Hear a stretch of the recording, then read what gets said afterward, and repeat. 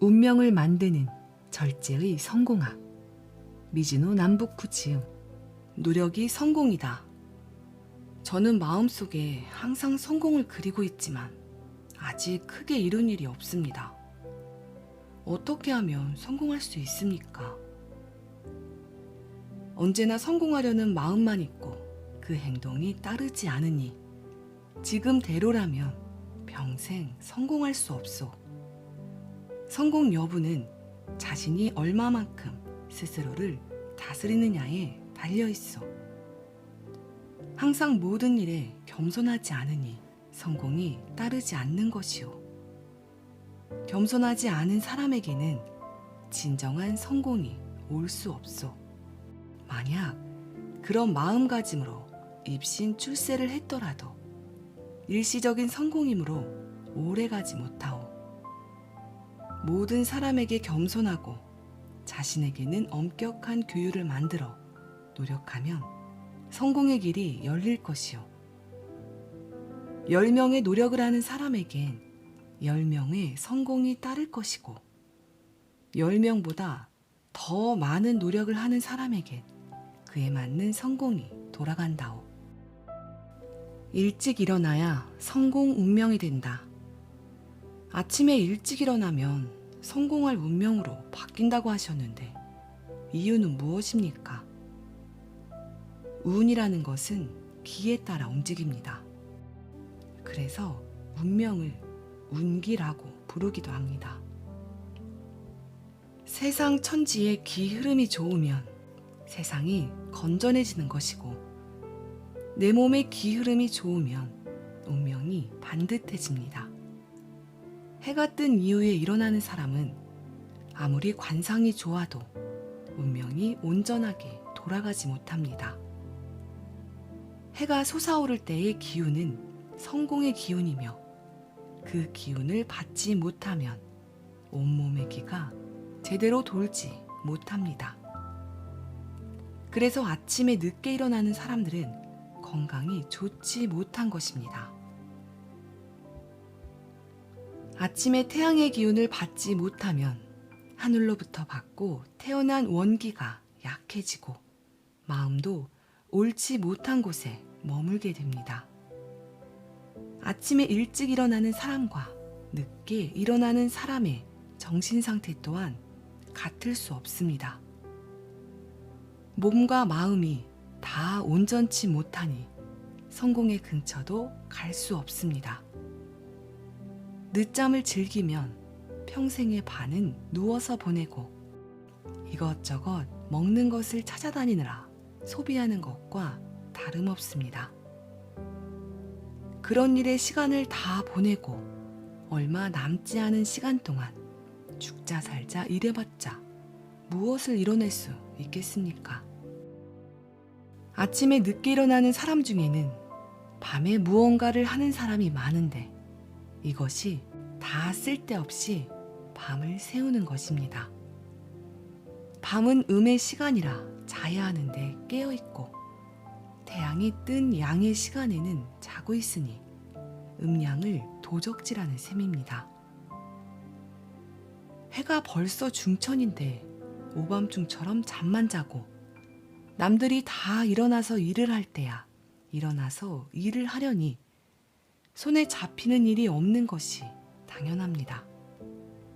이런 사람은 그럭저럭 아침 시간을 때우고 점심밥을 먹고서야 일을 시작하니 운이 좋아질래야 좋아질 수 없습니다. 자연의 이치에 어긋나는 생활을 하면 자연은 응당한 대가를 돌려주는 법입니다. 아침에 일어나서 태양의 기운을 받고 열심히 일하는 것이 운명을 개척하는 길입니다. 성공할 운명을 갖고 태어났더라도 아침에 일찍 일어나야 합니다. 이것은 귀천을 막론하고 실행해야 합니다. 늦잠을 삼가고 일찍 일어나 직업에 전념하는 것이 곧 성공의 길입니다. 아침에 늦게 일어나면 가난해진다고 하시는데 저는 기술자라서 밤늦게까지 일할 때가 많습니다. 어쩔 수 없이 밤늦게까지 일하는 것도 안 좋은 건가요? 밤에 일하려면 불을 켜고 일해야 합니다. 일찍 자고 새벽에 일어나 밤과 같이 불을 밝히고 일을 하세요. 밤에 일할 수밖에 없다는 것은 일찍 자고 일찍 일어나지 못하는 것에 대한 핑계일 뿐입니다. 자연의 이치에 맞지 않게 일을 하면 병에 걸립니다. 부귀 장수를 누리고 싶다면 밤늦게까지 일하는 것을 당장 멈추어야 합니다. 아침에 일찍 일어나면 모든 것이 조용하기 때문에 마음이 상쾌해지고 좋은 생각만 떠오릅니다. 밤에는 나쁜 생각이 쉽게 떠오르고 아침에는 좋은 생각이 나는 것은 그냥 그런 것이 아니라 기의 흐름이 그렇기 때문입니다. 늦잠은 빈궁단명의 원인입니다. 항상 가난한 이유. 저는 어렸을 때부터 나쁜 짓을 해본 적이 없습니다. 또 지금까지 다른 사람을 돕는 일이라면 발벗고 나서왔습니다. 그런데 왜 항상 가난하며 사람들은 제가 한 일을 제대로 알아주지 않습니까? 사람들에게는 착하게 대할지 몰라도 세상 만물을 함부로 대하기 때문이요.